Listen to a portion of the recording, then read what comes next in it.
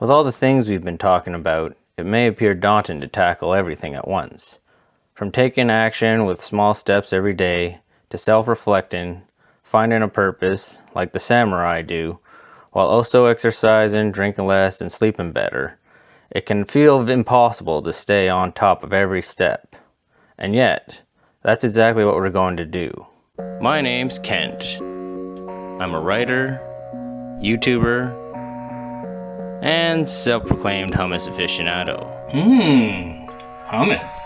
I don't know what I'm doing here, but with you watching, that makes two of us. We've all heard of a 1-month challenge before, whether it be a New Year's resolution, Lent, or Ramadan. This is going to be a lot like that, only we're not going to rely on a whole group of other people to keep us honest, just ourselves. In this 1-month challenge, we're going to take on all things all at once: sobriety, self-improvement, pursuing our purpose, and exercising. It will hit us hard, so hard we'll think it's impossible to do. But we are simply too set in our ways, causing us to barely fathom something outside of the day-to-day we've grown comfortably with. There's only one way to change this mindset, and it's by us getting outside of our comfort zone. Maybe my drill sergeant pep talk hasn't done it for you. Fair enough. Let's see if my Monday analogy helps convince you otherwise. Mondays suck, right? They suck so much we even feel how much they suck on Sundays. Why do Mondays suck so much? Because they are the representation of the impending doom, which is the entirety of the work week. We know the minute we step into work at the beginning of the week, there are a total of 5 days we have to endure to get through before we can finally arrive at the end of Friday. The end of Friday is the best time of the week.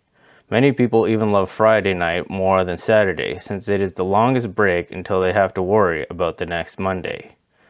We hate Mondays because it represents the beginning of a tedious journey, the beginning of the work week. But as the week progresses, we become less and less agitated as we clock out each day. We arrive at work Tuesday morning, still disgruntled, but one day closer to the promised land.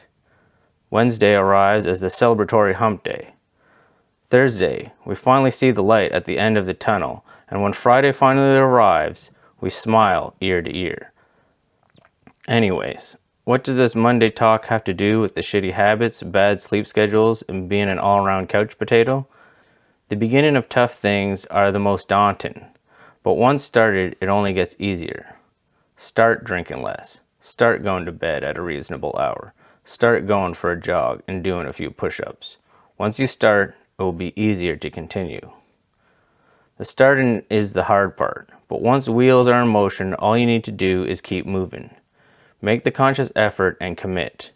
Ask yourself honestly, have you even tried? Have you even put in the minimal effort into rectifying these things? The smallest of effort can have lasting effects. Being able to avoid drinking for one Friday night may lead to a more fruitful weekend and a better beginning to the next week. Cutting down screen time 1 hour earlier in the evening could lead to a better rest for tomorrow. One workout session could be all you need to get you dedicated to losing 10 pounds. And so, losing 10 pounds and accomplishing a whole lot more starts with beginning your personal 1-month challenge. To kick things off, here's all the things I give up for the whole 30 days and suggest you do the same. No alcohol. Alcohol is my number one substance abuse. For me, this is the main cutback in my 1-month challenge. No drugs. Yes, that includes weed, you potheads. I've never delved too much into drugs, but I do partake in a joint every now and then. During this month, that's a no-go. No tobacco. Sometimes people will neglect tobacco as a drug, but as a stimulant, you can label it as a super light form of cocaine. Not to mention an all-around bad thing for your lungs and stuff. No cigarettes, cigars, or chew this month. No caffeine. Yeah, some of you thought this was going to be a walk in the park. I don't drink, I don't do drugs, or smoke no lousy cigarette, you may have thought to yourself. Well, guess what? Say goodbye to your morning dependency. Gonna have to rely on good old-fashioned H2O as your drink of choice. And don't think you can supplement with a pop, because guess what else is on the list? No sugary drinks or overly sugary food. Maybe you were thinking to yourself, but I still get to have my Coca-Cola or Pepsi, right? Right? Nope. Out the door. First off, many of those drinks have caffeine in them anyways, so they'd be banished nonetheless. It's also important to make sure we don't compensate with holding our other vices by drinking pop. Obviously, it's impossible to wean out all sugar, but if you're a fiend for chocolate bars or candy, then full stop on those too. This episode is brought to you by Oatmeal Crisp. I have a bowl of Oatmeal Crisp every morning. It's a cereal for adults, but has just as much sugar as cereal for kids. Honestly, I can't say enough good things about Oatmeal Crisp, except they don't actually pay me any money for this advertisement, which leaves me to relying on you. So like and subscribe, so I can make some money, so I can buy more Oatmeal Crisp.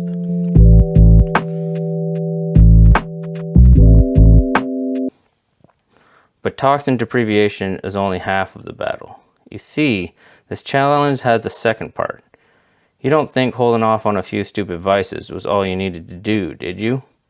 We're also going to make exercise, organization, trying something new, and fulfilling our purpose a priority. Your 1 month challenge may look a little different than mine, but to give you an example, I'll show you what it looks like for me. I usually break things down in a weekly pattern, but maybe you prefer looking at a monthly calendar to divide up your goals. When I started doing these challenges, I was working Monday to Friday, so I made the schedule function around it. For me, the 1 month challenge looks like this. Monday, workout session, 2 hours of organization. Tuesday, 2 hours writing, working towards purpose. Wednesday, workout session, 1 hour writing. Thursday, 1 hour writing, 1 hour drawing or new creative, trying something new. Friday, workout session, 2 hours editing my writing. Saturday, 2 hours writing, editing, 2 hours drawing or another new creative. Sunday, free day. I left Sunday as a free day. I like to reward myself with time to unwind before the next week begins. Maybe you would prefer to lighten the load of the other days and do some more on Sunday. Maybe you'd prefer a completely schedule and accomplish things in a regular format. Whatever works for you, but stick to these guidelines meshed however you see fit. 3 workout sessions every week.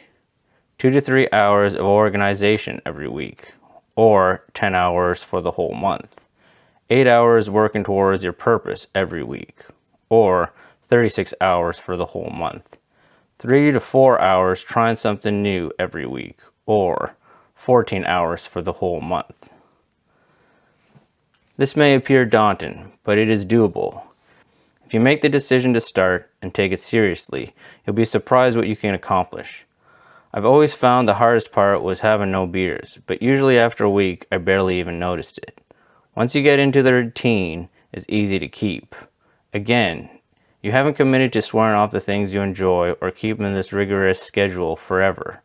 It's just for the month. Keep that in mind. If you want to go back to smoking doobies and playing video games all the time, you can totally do that when the month is over, but you have to commit to the month. Once accomplished, you may find it easy to incorporate some of these aspects into your everyday life. You may even decide to do this monthly challenge every year. At the very least, the next time you're in a rut, you'll know exactly what to do to help get yourself out of it.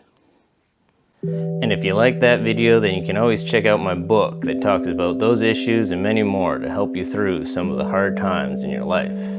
It's got a title so edgy, I'm not even sure if I can say it on YouTube. So check it out in the description. And as always, stay tuned for more videos to help you through those hard times, as well as liking, commenting, and subscribing for all that other fun stuff with the algorithm, you know?